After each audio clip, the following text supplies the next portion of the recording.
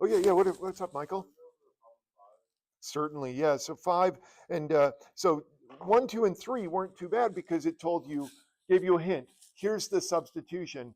With numbers beyond that, it wasn't quite as obvious. So let's. This is a good example of how we might approach one of these problems just generically. And the one that I have on your quiz is really easy. It's so easy that you don't even need trigonometric substitution, but on the quiz, I say, please use trigonometric substitution, even though you don't need to. You'll see what I mean when you see the problem. It's so easy. Uh, but I didn't want to make it so complicated that it would be too hard to do. Okay, so anyway, let's draw this triangle. And here's the way that I always think about these things is it's the radical that's going to dictate where you put what on the triangle. So we have this. I need that to go somewhere. And so you can see here that this is x squared and this is 1 squared. And because you have an x and a 1, it seems like I mean, maybe it's not obvious to you, but the x is positive, the 1 is negative. So the x is going to go on the hypotenuse, the 1 will go on one of the legs. Now, there is sort of this question, do you put it down here or do you put it over there? And it may take some experimentation to get it to the right place. I've done this so many times that I just know whenever it's like that, I'm always going to put the 1 or the number down there. But the key is, however you do this, make sure that your triangle works. That is to say, double check the Pythagorean theorem. So I'm going to do that right now in my head. If you need to write it down, you can.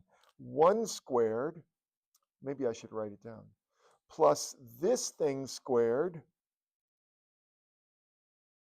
should equal this thing squared.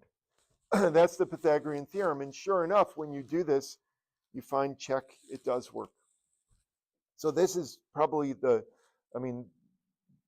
most important step is getting this done like this. Once you have that done, now we're going to set up our trig functions.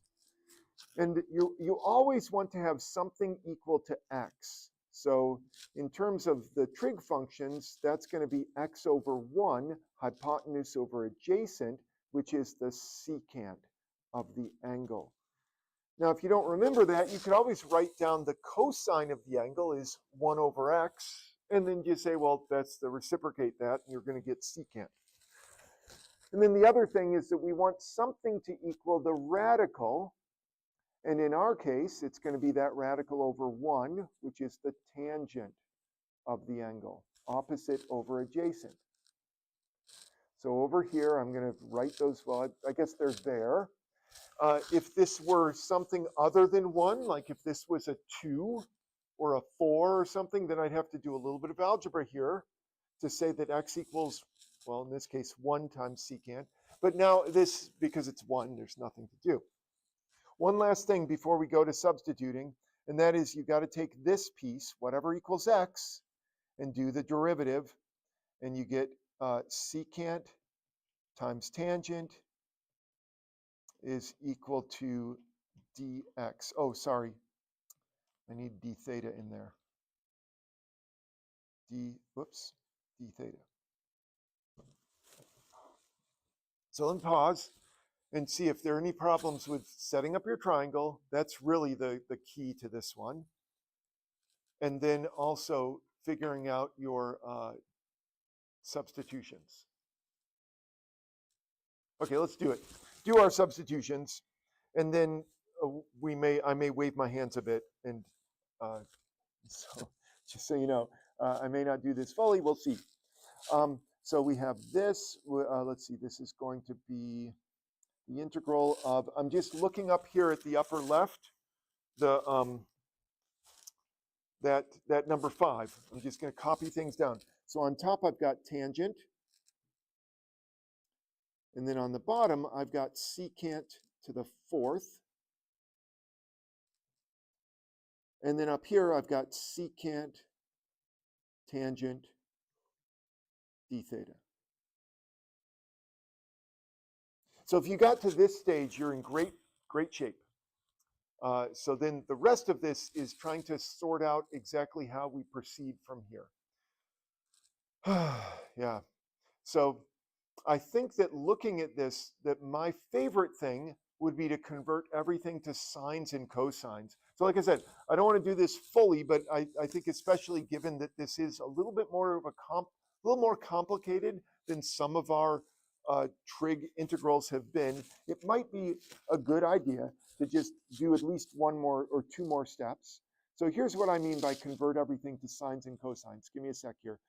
So this is tangent squared over secant cubed.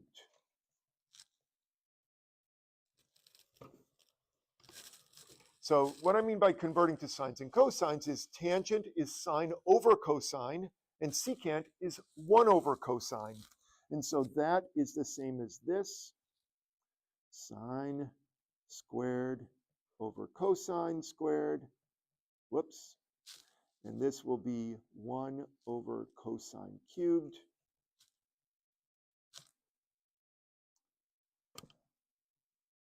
And actually this turns into, it's incredible, sine squared times cosine. Wow. Amazing. Yeah, because 2 of those cosines are going to cancel. The last one is there. Yeah, what do you think, Hayden?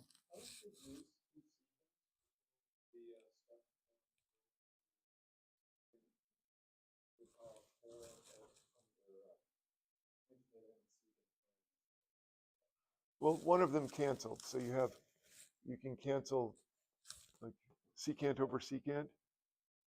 That becomes secant cubed. And then I just combine the tangents. Yeah. Anything else that I need to? Yeah, I might as well finish this because I've almost finished. It's almost done. Yeah, Daniel? Yeah, you said at the beginning that you use experimentation to determine which one to use, but I've never had like a wrong one. Yeah, good. It works You got lucky. way. Oh, it works either way. You are right. You're right. Okay, so you mean like, yeah, you can make it work. Yeah, here. Let me just show you. Is this what you mean that I've got, the X has to go there. Yeah, it has to go there. But the 1 could go either here or down here. So here's the other way to do this. And if you do it this way, then you're going to have something like cosecant of theta is equal to x, and cotangent of theta is equal to this radical. So you could keep going. That's totally fine. Yeah, nothing wrong with that. It's just that we've practiced doing our trig integrals with secants and tangents, not with cotangents and cosecants. Much the same process with the cosecants and cotangents. Yeah. All right, anything else before I finish this up? Because I mean, I can almost do it in my head at this point. All right, yeah, so you can see, I won't write it down, but you can see what the substitution is, I hope. U equals sine, du is cosine d theta, and so this is going to be u squared. And when you integrate u squared, you get sine cubed, or u cubed over 3. So this is sine cubed of theta over 3 plus the constant. And now we just have to go back and say, what is sine of theta? Sine is opposite over hypotenuse. So opposite over hypotenuse, that's the sine. And so I'm just going to rewrite this like this. This will be the sine opposite over hypotenuse cubed all over 3. Surely you could clean that up, but there it is. There's the answer. Whew, that was actually way easier than I thought it would be. I got scared when I got to here, to be honest. That scared me, but it works out. Other issues with this one, first of all, number 5. We're happy with 5. These are super fun. I don't know if you find, I guess I like solving puzzles.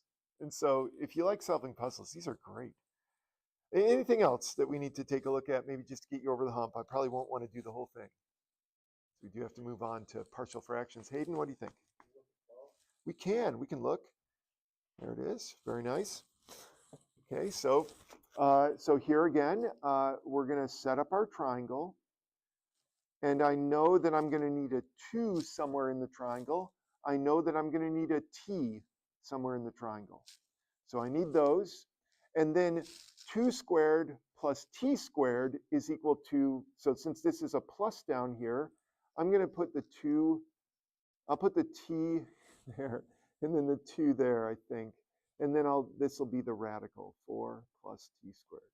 So once again, you could switch the t and the 2, but for this to work out with the Pythagorean theorem, we're going to need the radical to be on the hypotenuse in this case.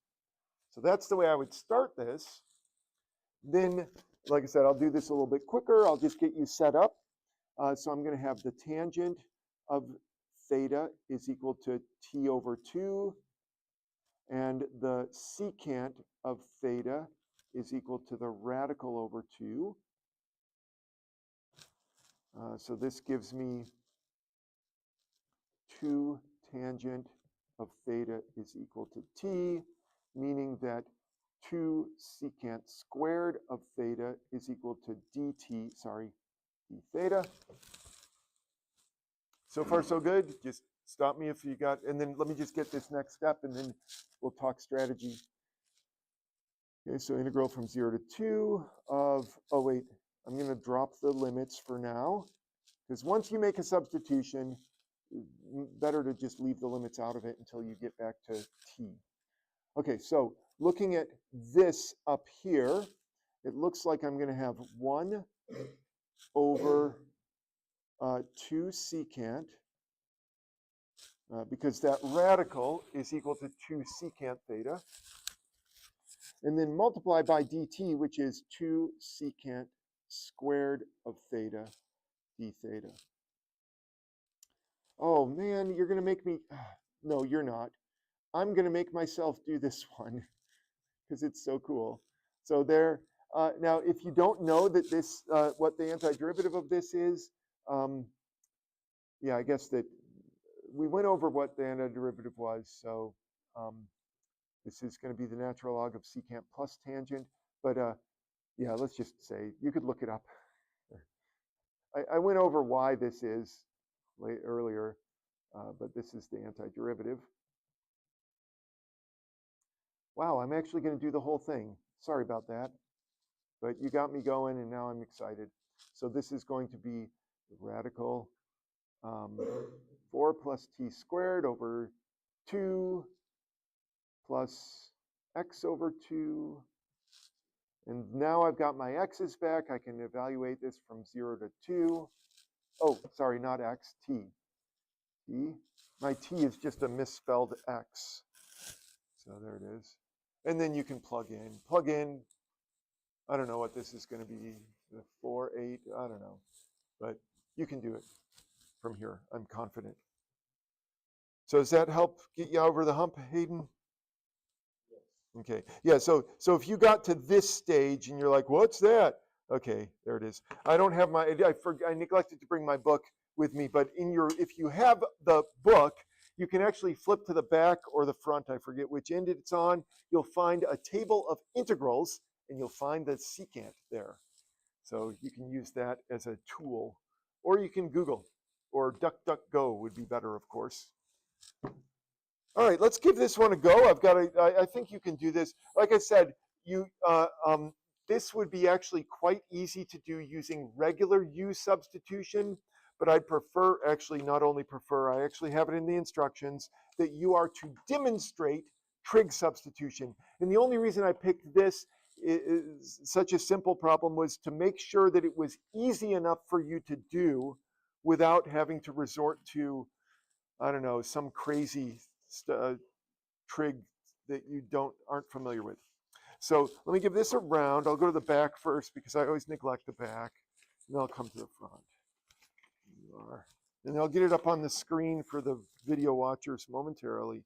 Here, there's probably an extra one here for Thomas. Let's see. If not, I'll come back around, Thomas. Don't worry.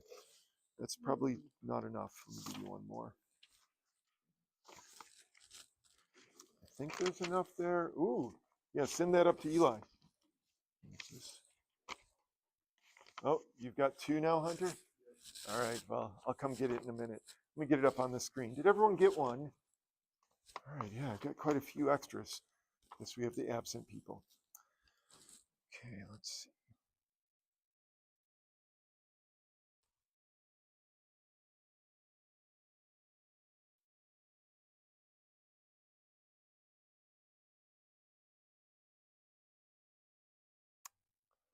There it is.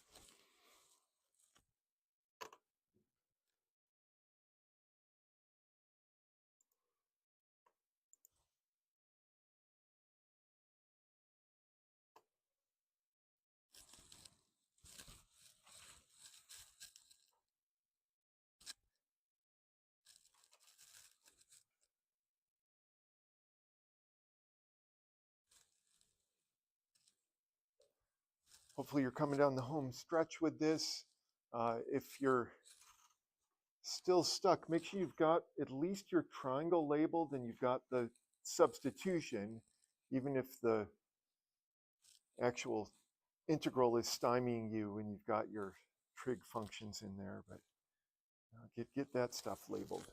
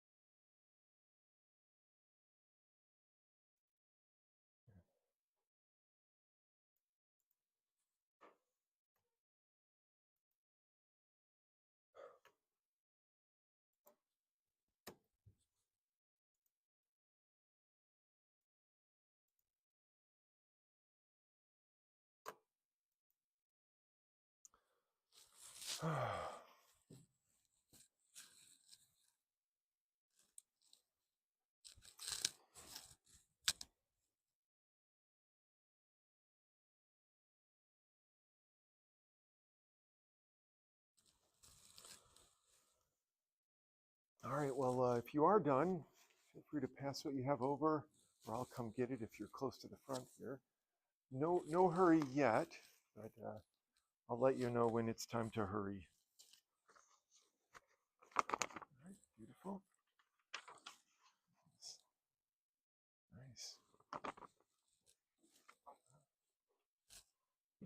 All right, good job. Nice. There's a little stack there, very good.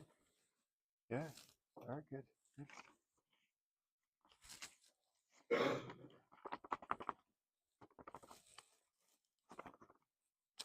right, all right, good job. Nice.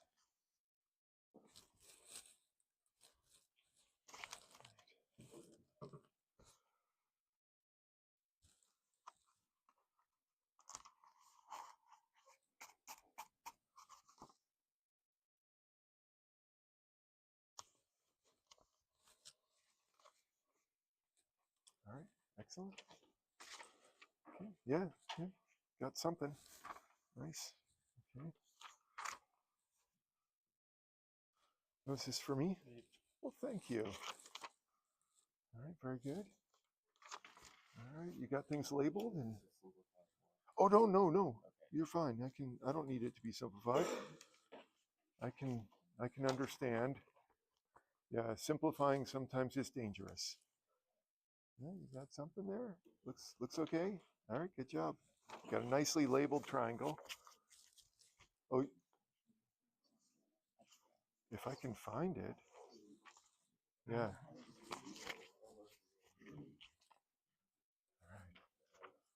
All right, so now if you're still working, now it's time to panic. So I'll come. No, not yet. Well, I was gonna. Yeah, I'll talk about it. I've got a plan, but my plan is being thwarted by Moodle. Yeah, it's something's going on with Moodle right now. I don't know what. Oh, you got it there? Okay, thank you. That's Lewis? That's an old one, old quiz. All right, and you've got yours. Yeah, and that's an old quiz. All right, any others? Oh, you got one? Oh, it looks great. Don't simplify. It's safer. Put a plus C. Wait. Oh, yeah, do it. Just kidding. It's fine. All right, anything else? Other quizzes, holdouts. Let's do this. There we go. So let's see what I got. Hopefully I got it right. We're going to find out here in just a sec. There we go.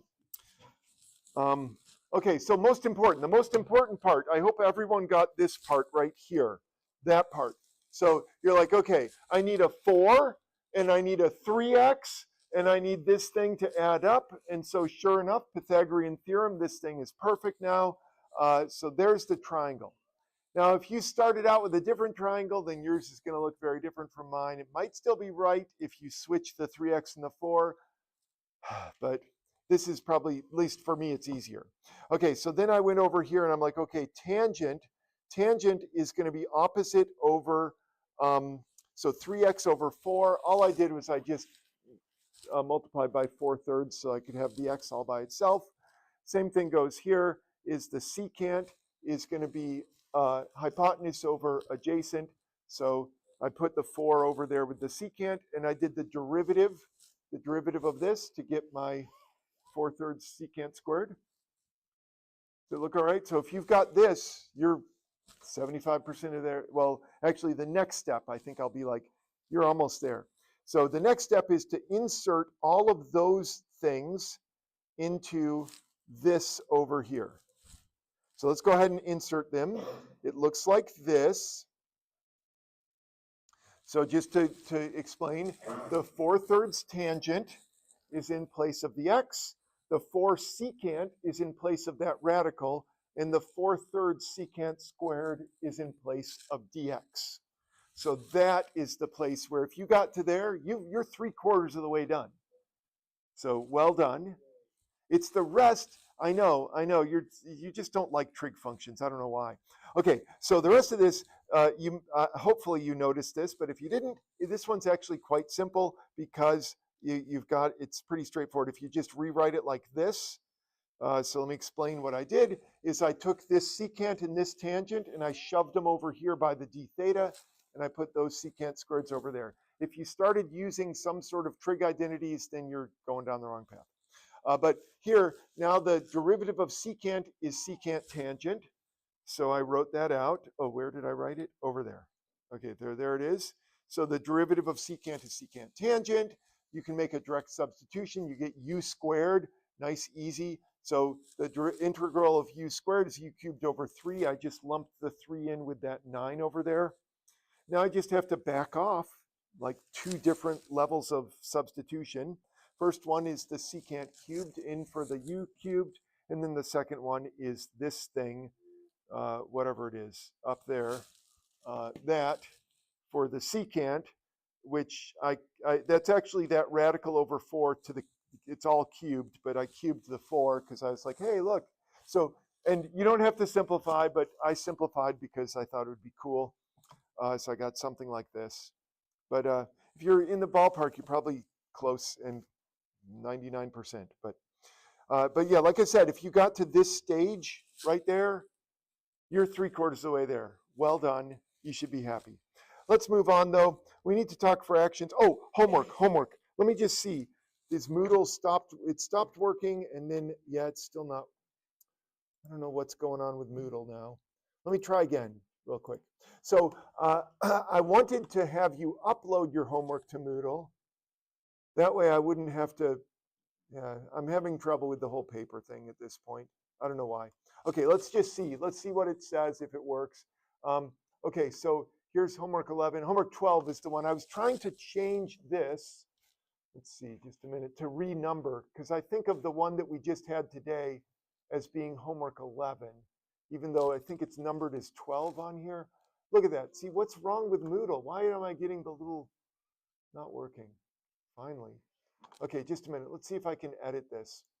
So yeah, today's homework is homework 11 actually. So I'll just change this. Maybe? Yeah, it's just taking forever. So I don't know if there's something wrong with Moodle currently. I'll change this to 11. We'll call this 11B. Let's update.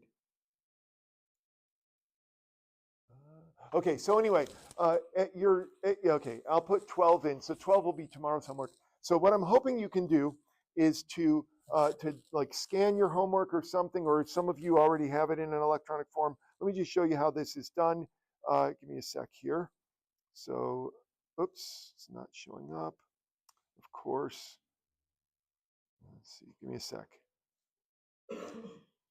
I had it set up earlier, and then, of course, it's, here we go.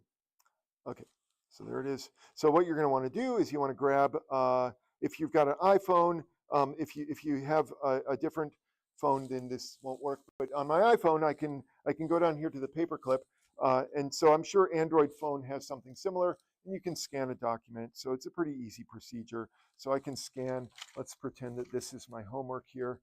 Let's see. Here we go. So I'm going to scan this. Whoops! Did it go? Did it scan? Good enough. Keep. And then here's page 2. Page 2. Okay, just pretend that I have 2 pages. So yeah, because of my cutting off the corners, it's having trouble. I don't care. It's going to be a little skewed, isn't it? Okay, good. Done. Save it. So then from here, you can save this to various places. I'm just going to touch that little arrow at the top, and it's preparing. It'll take a minute to turn this into a PDF, but you can upload a JPEG or whatever image. But anyway, then I can save this to my phone, and I actually did this earlier today. Went through the whole thing. It's a couple of minutes. Why is it taking so long? I don't know. But if you have major issues with this, and I know that this is going to create a little bit more work for you, but hopefully will reduce my having to deal with all the paper, which I've got a big stack still in my office. Let me know, and we'll maybe cut a deal. But especially for those of you who already have this in an electronic form, it should be quicker than this to get it done. But let me just I'm going to put this off. Let's see. Whoops, not that. There we go. Turn off that. Stop. Okay. So back to this. So what are we doing today? So let's experiment this week. I guess what I'm saying is let's experiment this week with doing the homework that way. That way I can, and basically, you know me, I just want to see that you've done something. If I see that you've done something, I give you 100%. Unless you've left huge blanks. That's the only time I've ever given anyone less than 100%. Like if you've done most of it, I'm like, good enough. I'm happy. Put a check mark. Done. So I just want to make sure you're doing something. That's all. So if this will, we'll see how this goes. So we'll talk again later this week. And if there are major problems, then maybe I just need to suck it up and go back to doing the. I've done it for years. Years I've done the paper. It's just, well, there's things going on campus, and it's been hard. Okay, so let's deal with this. Integration by partial fractions. Let's start with this. Start with something easy. Partial fractions, by the way, are how we're going to integrate rational functions. Rational functions means fractions. And so we're starting with this thing, nice easy fraction. And so go ahead and do that calculation. Do it on paper. Don't do it on a calculator, and tell me what you get. So I'll give you a minute.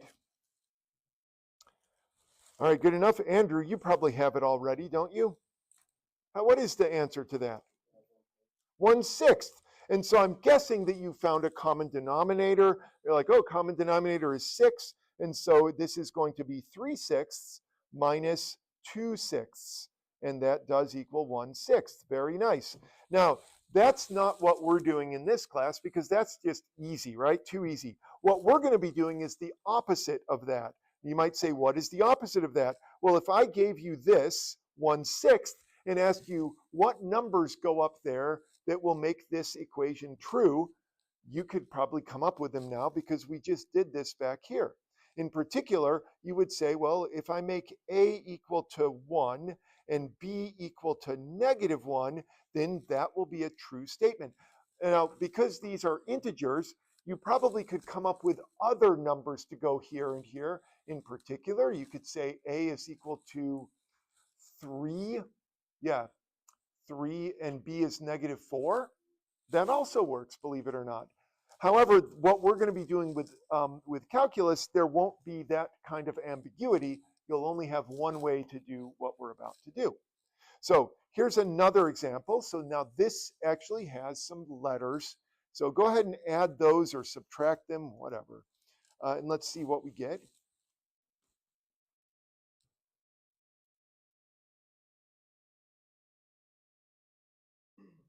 So this one's going to be a little bit more complicated. So because of that, maybe I'll go through the steps and we'll talk about common denominators.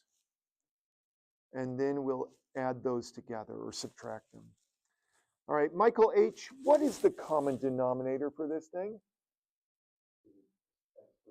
It certainly is. So that would be x times x plus 1, which is the same as x squared plus x. Either way you cut it. I kind of like it that you combine those because we're going to have to disentangle that eventually. So Darren, what are the numerators for these things? If that's the common denominator, surely we can have numerators, can't we? What's that? Well, we started off with 1, but this one was 1 over x. It got multiplied by x plus 1, didn't it? So what's this second one going to be multiplied by? Well, that started out with x plus 1, so the factor that's missing is the x. Yeah, so you have to remember the whole common denominator thing. It's kind of like back here when we did this. You said, okay, this is going to be 6. Well, that's going to be 3 times 2 is 6, so I need a 3 on the top. This is 6 here, so 2 times 3, I need 2. So you multiplied the first fraction by 3 over 3, the second fraction by 2 over 2. All right, very nice. Almost done. So the final step is just to add those together, which I'm sure you can do at this point, and you'll see that that equals 1 over x squared plus x. Okay, so as you might guess, what we're more interested in, this is like an algebra problem that you probably did back in algebra class in 8th or 9th grade. I don't know when you had this. But here's the sort of thing that we're going to do. We're going to be asking, what would that be? Can I disentangle that? And of course we can. And here's the reason. You might say, why do we even care? It's because we want to be able to find the antiderivative of something like that, these rational functions. I want to find the antiderivative, and to do that, what I'm going to do is I'm going to just back up for a sec and remind myself that this is the same as this. Those are exactly the same. And so we will do some work to take that function and rewrite it like this. And once you have it rewritten like that, hopefully we can all do this particular antiderivative. Let's find out. Daniel, what's the antiderivative of 1 over x? Yeah, that's ln of x. Very nice.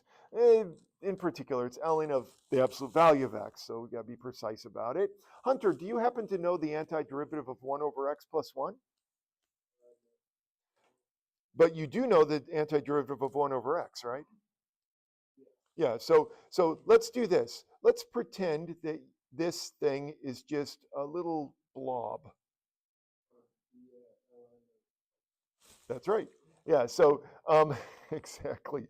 So here, I'll write these down though, because technically what we just did there, when I put the little blob there, is I used substitution. Instead of u substitution, this is blob substitution. So the blob equals x plus 1. The derivative of the blob is just dx. But, you know, it kind of helped to be like, oh, yeah. Okay, so, but anyway, that's the goal. This, I don't have any techniques. Well, this is the technique. I don't have anything that will help me do that antiderivative.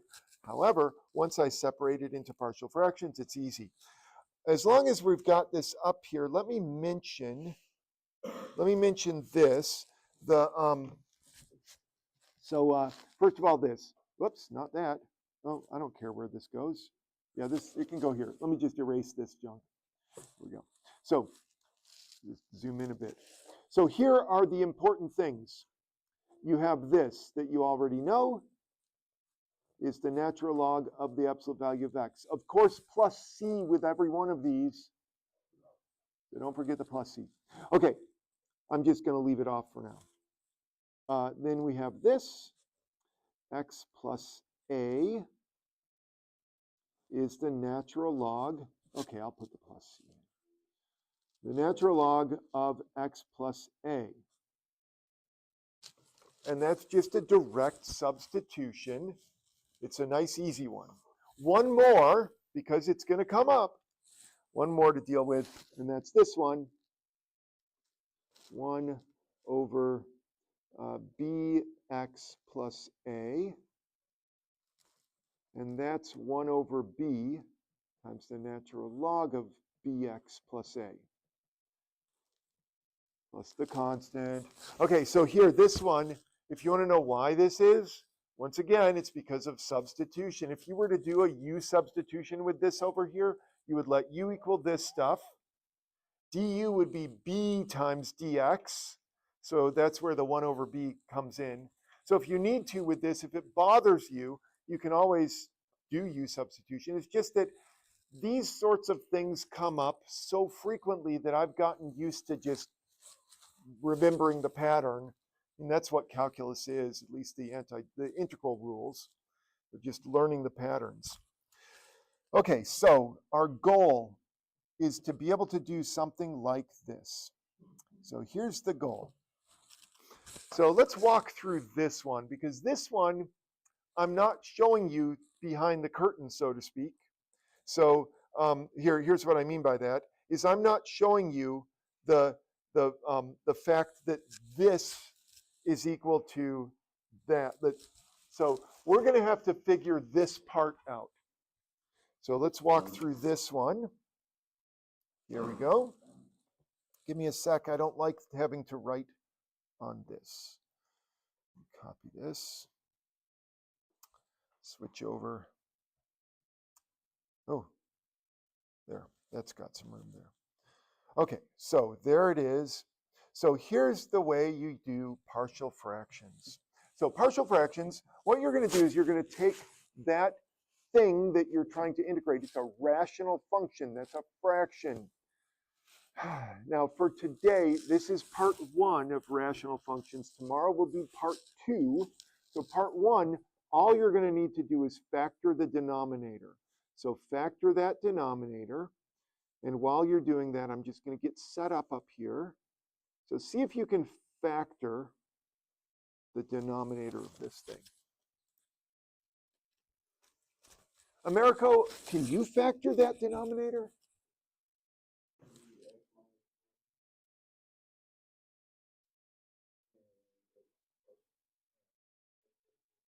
Very nice. X minus 1 times x plus 2. Perfect. So let's just pause, make sure everyone sees. This is like basic factoring from 7th or 8th grade, whenever you had it. Okay, now we're going to diverge from 7th or 8th grade, because what I want to do is I want to know what fraction, what numerator would go there, and what numerator would go here. So this is kind of like solving a puzzle, like trying to figure out what are those numerators that will make this equation true. So to do this, first of all, we have to write it all down. So I'm going to write all this stuff down. And so just to be clear, at least for today, for part 1, you're going to have these nice linear factors. And so you take each factor and make a fraction. If I had 3 factors, God forbid, I would make 3 fractions over here, a capital A, a capital B, and a capital C. So you've got your fractions. Now what we're going to do is we're going to solve for A and B. Here's how we do that. I'm going to multiply everything by that common denominator. Here, I'll actually write it out so that you don't think that I'm making things up. So I've got this, I multiply by x minus 1 times x plus 2 on the left and the right. Now on the left, it's pretty obvious what's going to happen. We're left with x plus 5. On the right, it seems like sometimes students don't know what's going on, and so I'm going to write it out even though it's tedious and boring. But I care, so I'm going to do it.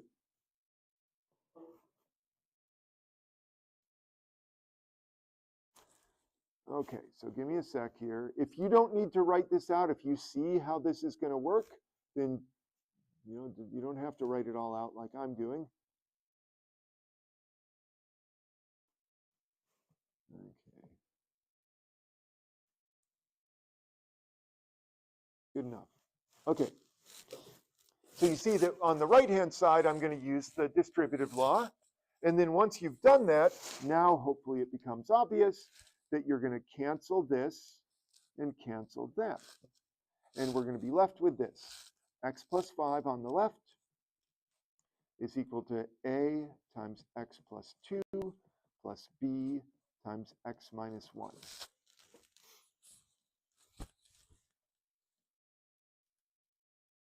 Now, there are a variety of ways to proceed from here. I'm going to show you a super secret trick that is not found in your book. So your book, let me just explain what your book will want you to do, and it's totally fine for you to do this. Your book will want you to collect like terms. For example, here, AX plus BX, that's A plus B times X. A plus B should equal 1 because the coefficient of X on the left side is 1. And then check out the constants on the right. You have A times 2 and B times negative 1, which means 2A minus B should equal this constant. You can imagine you're going to have two equations, two unknowns. It's going to be a little painful, especially if we had three equations, three unknowns. So that's totally fine. Nothing wrong with it, but there's a shortcut that I'll show you. So the shortcut is at this point, you can, because whatever I choose for A and B, this will be true for every value of X. I can just pick a value of X and plug it in. Here's what I mean by that is let's say that I let X equal 1. What's going to happen over here? Well, you're going to have 1 plus 5 is equal to A times 1 plus 2 plus B times 1 minus 1. Hey, look at that. That's going to be 0. You're going to end up with 6 is equal to 3A, which gives me A equals 2. Well, that's all well and good, but what's the value of B that works for this? Well, we can use a similar trick. Just for a sec, try to figure out what number I'm going to plug in here for X in order to solve for B. So see if you can figure it out, and then we'll see if you're right. I think, you'll probably catch it. Don't. I want to make sure everyone has a chance. So take your guess, write it down.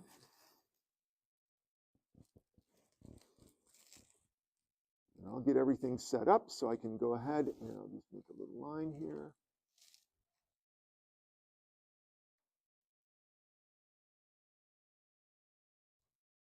And the key, if you figured it out, the key is this right here. You'll notice that I picked 1 because I wanted to cleverly get rid of the B and just be left with A. Here, I would like to get rid of the A and be just left with B. And so if you chose negative 2, then that's a pretty good choice. Because what that's going to do is it will do this. And you'll get rid of the A, and you'll be left with 3 on the left is equal to 0A plus negative 3B, which means B has to equal negative 1.